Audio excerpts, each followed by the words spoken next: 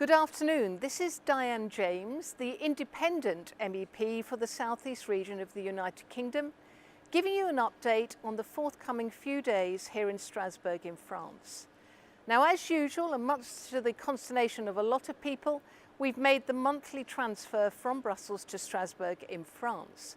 And we're here because we're going to be spending the next 3.5 days, roughly speaking, debating on particular topics and also voting on those topics.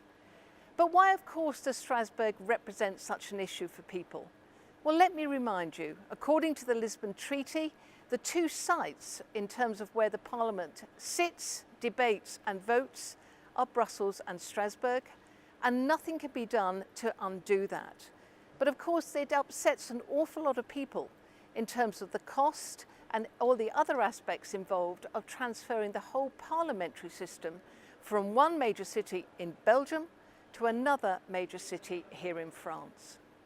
But we do have an interesting week ahead, and the week has just kicked off with the opening session where the new parliamentary president, a member of the EPP group and an Italian who replaced Mr. Schulz in January, opened this major session.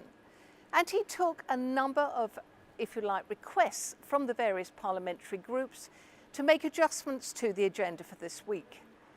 And it's worth, I think, highlighting one that came from the EFDD group, a group I used to belong to, mentioned and highlighted by Nigel Farage, who highlighted the aspect whereby the previous parliamentary president, Mr. Schulz, now under investigation for alleged, and I emphasise alleged corruption, here in the Parliament during his term, but reported both in Der Spiegel and in the Sunday Times. And Nigel asked for a debate on that. Regretfully, as is always the case, anything suggested by the Eurosceptic parties was immediately squashed by the other political groups in the Parliament chamber.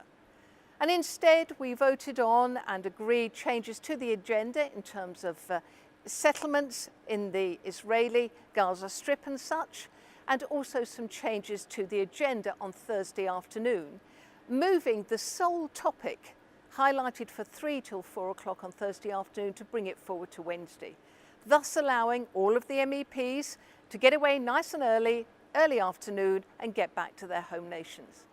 One has to ask, though, if parliamentary process were adhered to strictly, then we would be here using the time effectively and efficiently, and we wouldn't be moving the agenda around just to allow people to return to their home countries a few hours earlier. But I'm going to be concentrating on 2 particular topics this week. One is the ETS, an energy transmission scheme, a plank, if you like, major plank of the climate change directive in terms of the EU's thoughts and processes, and then also the Canada-European Union trade deal. And they're both going to be coming up later on in the week in terms of voting, but with debate sessions in advance.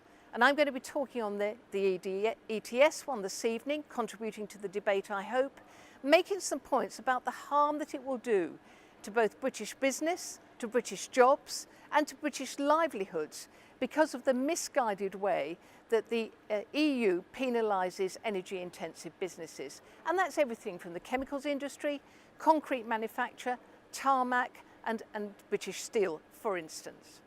In terms of the Canada-European Union trade deal, well, of course, that hit the headlines earlier on, some weeks back, when Wallonia, a mere, if you like, region of Belgium managed to scupper that particular vote. But here it is, finally coming back to the Parliament, and we as MEPs will get to vote upon it. It's a pretty heavyweight session this time, certainly compared to the January one, where we spent 4 days, in my opinion, very inefficiently and wastefully electing the new parliamentary president. But it is a good week in terms of the contribution that I hope I will be making. I look forward to the contributions from my fellow MEPs.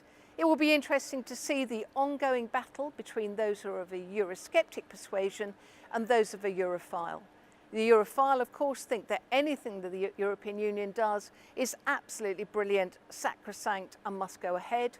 The Eurosceptics, quite rightly, draw attention to the faults and what is wrong with a lot of the decision making that goes on in the Parliament. But thank you for tuning in. I'll be updating you during the week, and please watch my website to see the speeches that I give in the Parliamentary Chamber. Have a good week. Diane James in Strasbourg.